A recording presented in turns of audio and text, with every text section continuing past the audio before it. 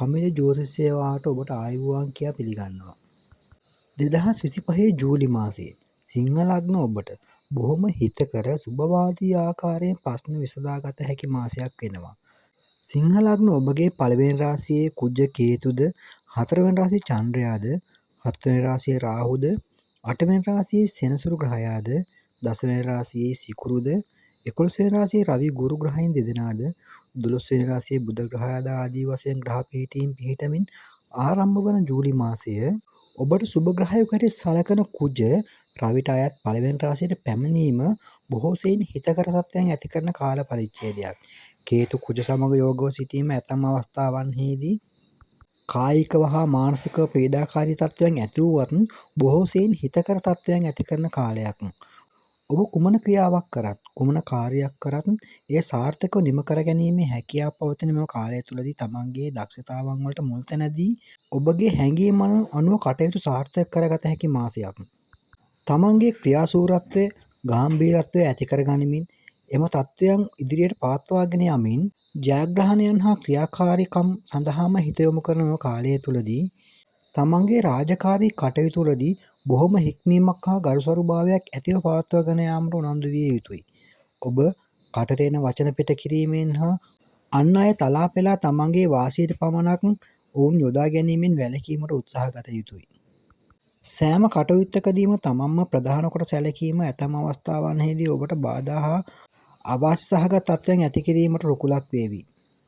කොහොමත් ඔබ තමන් කරන කටයුත්තේදී ප්‍රධානත්වයක් ගනිමින් එය සාර්ථක කර ගැනීමට උත්සාහ කර එම කටයුතු සාර්ථක කර ගන්නා පුද්ගලයින්. ඒ නිසා මෙම මාසය තුළදී ඔබගේ ආර්ථික තත්ත්වයේ යම් ප්‍රබෝධයක් හා ප්‍රගතියක් අත්කරගත හැකි වේවි. ගෘහ ජීවිතයේ යම් ප්‍රශ්නකාරී තත්ත්වයන් මතුවේවි. ඇතැම් අවස්ථාවන්හිදී ගෙදරින් පිට වාසයට ප්‍රිය කරන තත්ත්වයන් ඇති වේවි. එය ඔබට මානසික සැහැල්ලුවක් ඇති කර ගැනීම සඳහා ගන්නා උත්සාහයකි.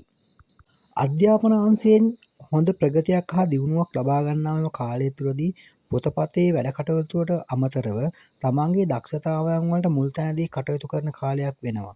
ඒ නිසාම ඔබගේ සහජ දක්ෂතාවයන් පෙන්නුම් කරමින් විශිෂ්ට ලෙස ජයග්‍රහණ ලබන මාසයක් වෙනවා. විදේශගතව පොඩ්ඩක් පරිස්සමෙන් වැඩ කටයුතු වල යෙදීම සුදුසු වෙනවා. 12 වෙනි රාශිය වන කටක අධිපති චන්ද්‍රයා මේ දවස්වල නීචව හැසිරීමත් එම චන්ද්‍රයාම 7 වෙනි රාශියේ ගමන් කිරීමත් ආදී කාරණා හේතුවෙන්ද ඔබට පාප බුධ සිකුරු ග්‍රහයන් අතරින් බුධ ග්‍රහයා 12 වෙනි රාශියේ ගමන් කිරීමත් ඔබට ඊතරම් සහනදායී පිළිතුරු අපේක්ෂා කර නොහැකි කාලයක් වෙනවා. ප්‍රශ්න හා ගැටලු ඇති කරાવી. රාජකාරී මට්ටමින් යම් බාධා වීම ඇති වේවි. විශේෂයෙන්ම ජලය ආශ්‍රිතව වැඩ කරන ඔබ බොහොම ප්‍රවේශම් විය යුතු කාලයක්. ලෙහෙසියෙන්ම රෝග පීඩාදිට ගොදුරු වන කාලයක්. සිංහ ලග්න ඔබ තමන්ගේ පියා පිළිබඳව මෙම කාලය තුළදී වැඩි සැලකිල්ලක් දක්වමින් ඔහුගේ කල්පවදින රෝගී තත්ත්වයන් පිළිබඳව සොයා බලා අවශ්‍ය ප්‍රතිකාර ලබා දීමට උනන්දු වීම වැදගත් වෙනවා. සිංහ ලග්න ඔබත් මෙම කාලය තුළදී පොඩ්ඩක් පරිස්සම් වෙන්න ඕනේ. විශේෂයෙන් කකුල් ආශ්‍රිතව ඇතිවන ආබාධ තත්ත්වයන් හා හන්දිපත් රුදාව, කකුල් පණ නැතිවීම ආදී තත්ත්වයන්ට ගොදුරු වීමේ ප්‍රවණතාවය වැඩි වේවි. ඇතම් අවස්ථාවන්හිදී අත්පා හිරිවැටීම හා එක අංශයක් පණ නැතිවීම ආදී රෝගී තත්ත්වයන්ට ගොදුරු වීමට ඇති ඉඩකඩ වැඩි වේවි. ඔබ බලාපොරොත්තු නොවූ හදවත් රෝගී තත්ත්වයන් වලට ගොදුරු වීමට ඉඩකඩ සැලසේවි. ඒ නිසා සිංහ ලග්න ඔබට පවතින සුළු රෝගී තත්ත්වයකදී පවා අවශ්‍ය වෛද්‍ය ප්‍රතිකාර හා උපදෙස් ලබා ගැනීමට මුල් වන්න.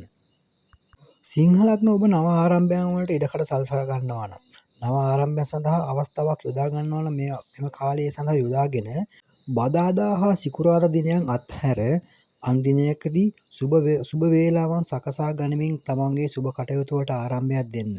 සිංහ ලග්න කුඩා දරුවන් පොඩ්ඩක් පරිස්සම් කරගන්න. හිස ප්‍රදේශය හා කකුල් ආශ්‍රිතව ඇතිවන තුවාල වීම බහුල වන කාලයක්. අවදානම් ස්ථානයන්හි ගැවසීම් වළක්වා ගන්න. ඒ ආශ්‍රිතව ඇතිවන අනතුරු බහුල විය හැකි වේවි. ඒ නිසා පරිස්සම් කර ගැනීමට උනන්දු වන්න. පොදුවේ ගත් කල සිංහ ලග්න ඔබට හොඳයි. සෑම කටයුත්තකදීම සාර්ථකත්වයක් ළඟා කරගත හැකි මාසයක්. එම නිසා ඔබගේ කටයුතු සාර්ථක කර ගැනීම සඳහා ආයෝජන අවස්ථා හා ආරම්භයන් දී බලන්න. පොදුවේ පැවසූ මේ පලාඵල විස්තර වලට අමතරව ඔබත් ඔබගේ ජන්මපත්‍රය පරීක්ෂා කර ගැනීමට කැමති නම් උපන් දිනය, උපන් වේලාව, උපන් ස්ථානය සඳහන් කරමින් පණිවිඩයක් යොමු කරන්න.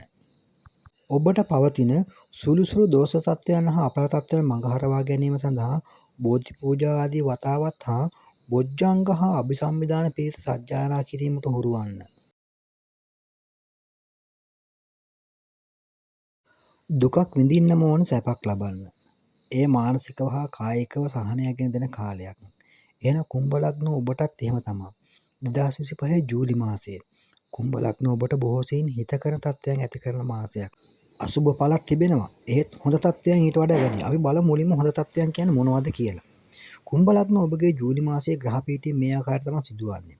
පළවෙනි රාශියේ රාහු ග්‍රහයාද, දෙවෙනි රාශියේ සෙනසුරුද, හතරවෙනි රාශියේ සිකුරුද, පස්වෙනි රාශියේ රවි ගුරු ග්‍රහයින් දෙදෙනාද, හයවෙනි රාශියේ බුධද, හත්වෙනි රාශියේ කුජ කේතු ග්‍රහයින් දෙදෙනාද, දසවෙනි රාශියේ චන්ද්‍රයාද ආදී ග්‍රහ පීඨීන් පිහිටමින් ඔබට සුබ සිකුරු ග්‍රහයා හතරවෙනි රාශියේ ගැවසෙන අතර ඔබගේ ලග්නයට සුබ සිකුරු ස්වාශ්‍රේෂ්ඨයි කියන බලයේ හතරවෙනි රාශියේ සිටීමේ වෘෂභ රාශියේ සිටීමින් ගැවසෙනම කාලය තුලදී තම දෙමව්පියන්ගෙන් ලැබෙන වරප්‍රසාද වලට විශේෂ හිමිකම්කමක් දක්වමින් දුක් කම්කටොළු වලට භාජනය වී ඒ මත්තෙම සිටි ඔබට යම් සැනසෙල් සහගත තත්වයක් ඇති කරමින් ආර්ථික වශයෙන් ප්‍රබෝධයක් ඇති කරගත හැකි මාසයක්.